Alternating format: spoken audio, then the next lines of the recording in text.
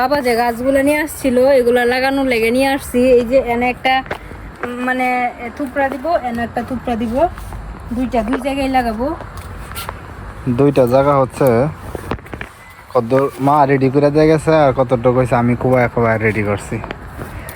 এখানে হচ্ছে একটা লাউ ছাড়া লাগাবো, আর এই যে এখানে দুইটা লাগাবো একটা। আর এদিকে হচ্ছে অনেক ইয়ে ছিল, গাছপালা হয়ে ময়লা হয়ে গেছিল, জোর জঙ্গলগুলা মা পরিষ্কার করে দিছে।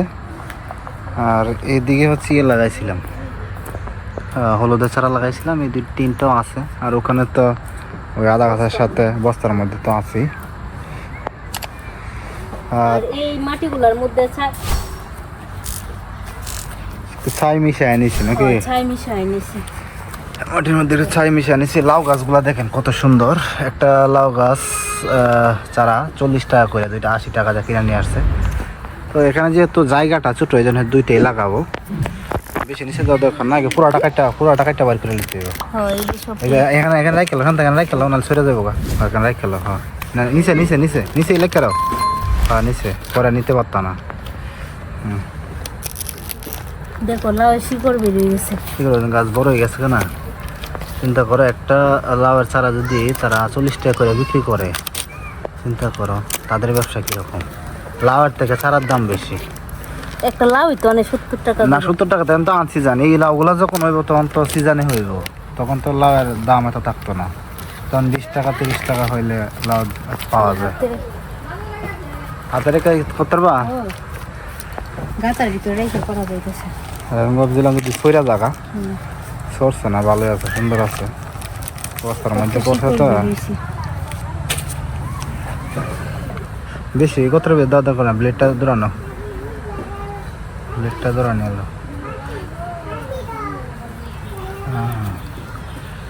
ঠিক আছে, সাইড দিয়ে একটু ইয়ে দাও, সাইড পা দাও, মধ্যে দিও না, শিকড় ভেঙে যাবে। আশা করি 1 মাস পরে লাউ ধরার কথা, মনে হয় ধরবো। আর একজনের লাউয়ের একটা অর্ডার দিয়ে দিছি, লাউ ধরার আগে মিতালিরে বললাম যে লাউ তুমি একটা ভাইবা, লাউ ধরার আগে এই অর্ডার একটা দিয়ে দিছে। লাগাও লাউয়ের ইয়েগুলা ডকা সহকারে গোড়াটা দেখুন কত মোটা, কত সুন্দর। এখন মাটির মাঝে পড়লেই এগুলি হয়ে যাবে।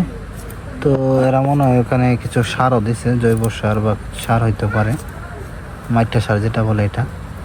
এই যে সাদা সাদা দেখা যায়।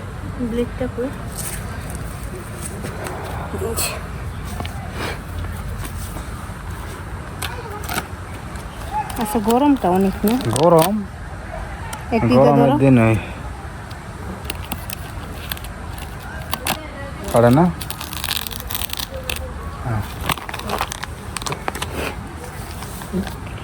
এই জয়েন্টটা কাটা, এক সাইড দেখা, এক সাইড দেয়। হ্যাঁ,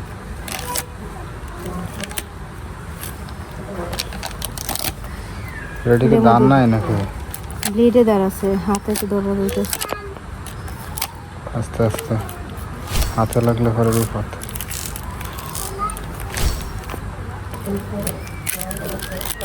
ঠিক আছে।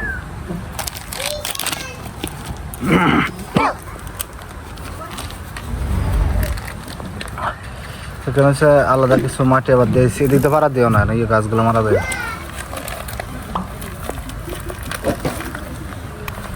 নিচে বসেই করো, ওরা ভাইটা দেবো।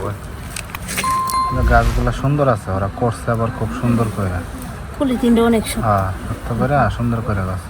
পলিথিনের থেকে তো বস্তা যেহেতু করছে না, বস্তাটা তোমার ভালো হয়েছে বেশি, কারণ পলিথিন তোমার ফাইটটা জায়গা, সেটা জায়গা নষ্ট হয়ে যাবে। তো বস্তাগুলা সুন্দর হয় বলে।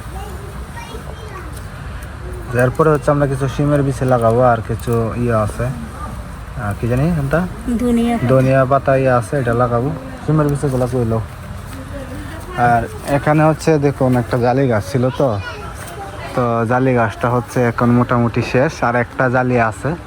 তো জালি গাছের গোড়ায় হচ্ছে আমরা করব, ওই তো জায়গা করছি কয়েকটা শিমের বিচি লাগাবো, যেন ওই এই টেকগুলো তুলে দিলে যেন উপরে উঠতে করতে পারে। তো নতুন করে জাংলা দেওয়ার কোনো প্রয়োজন, মাটি যাইব, ওই মাটি না পরে লাগাইবা। কেন লাগাই যে কয়টা আর সিমের বেশি লাগাতে হয় এটা উপরে দিয়া। হ্যাঁ মুখটা উপরে দিয়ে ডাইকা দেওয়ান লাগবো নাকি? অবশ্যই সিমের বেশি ডাইকা না দিলে আবার এটা সমস্যা কি সিমের বেশি লাগাইলে মনে করো যদি বৃষ্টি হয় না, হ্যাঁ বৃষ্টি জল পড়ে দিলে এই সিমের বেশি আর উঠে না, নষ্ট হয়ে যাবে। এগুলা তো মনে করো খাওয়ার লাগিয়া আনছিল যে কিনে আমাদের, হ্যাঁ খাওয়ার জন্য ওইখান থেকেই লাগাইতেছি, একটু বেশি করে লাগাই দিলে জয়টাই ফুটে ফুটো। হ্যাঁ আর বেশি উঠলো না জায়গায় লাগাইতে পারবো, ফুটুক চারা উঠুক, রাস্তার পাশে লাগাইতে পারবো।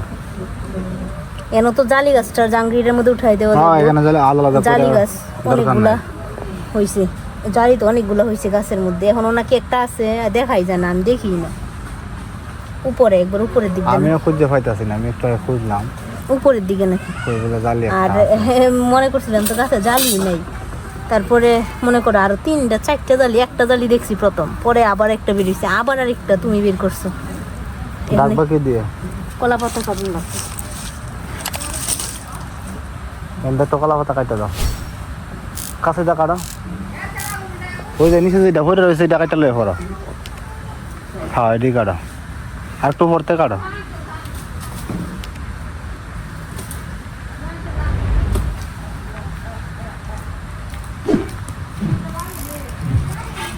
একটু উপর একটা কিছু দেওয়ান লাগবো মনে হয়। এইভাবে ডাইকে দিতে হয় সিমেন্ট বেশি, মানে যতদিন না যাবত তো ইয়ে দিয়ে দাও, হয় এইগুলো দিয়ে দিই, আগে ছোটোটা দিই পরে উপরে বড়োটা, তালের আশারিগুলো দিয়ে দিই, দেও ওই যে তাহলে আসার একটা হয়ে গেছে, রাইখা দুইটা দেখা খাইতে পারবো হয়েছে না ঠিক মতন, না ভিতর হয়ে যায় এখন হওয়াই তো ওই দিকে, আচ্ছা লাগবে না। হ্যাঁ নায়ক কি অবস্থা আপনার? ভালোই আছেন না? কেমন বেলা অনেক বেলা,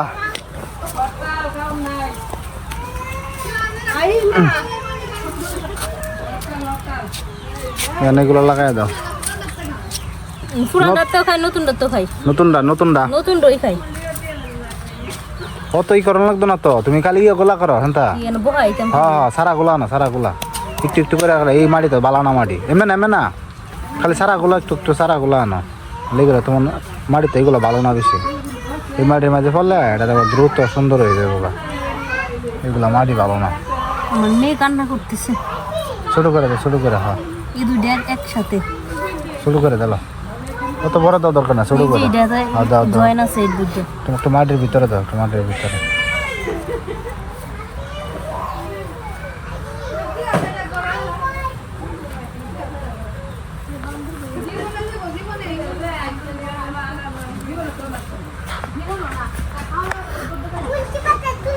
আর এদিকে দেখুন একটা মরিচ গাছ লাগাইছিলাম, যে মরিচটার ফুল ধরতেছে আদা গাছের সাথে, আর এখানেও কয়েকটা আছে,